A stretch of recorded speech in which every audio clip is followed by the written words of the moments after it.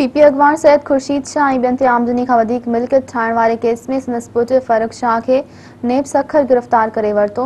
अदालत खेसि नेब वटि सरेंडर करण जो हुकुम ॾेई छॾियो। सैयद फ़ारूक शाह अॼु एहतिसाब अदालत में पेश थियो, जिते जज फरीद अनवर काज़ी जी मोकल ते हुजण करे इंचार्ज डिस्ट्रिक्ट एंड सेशन जज ॿुधणी कई।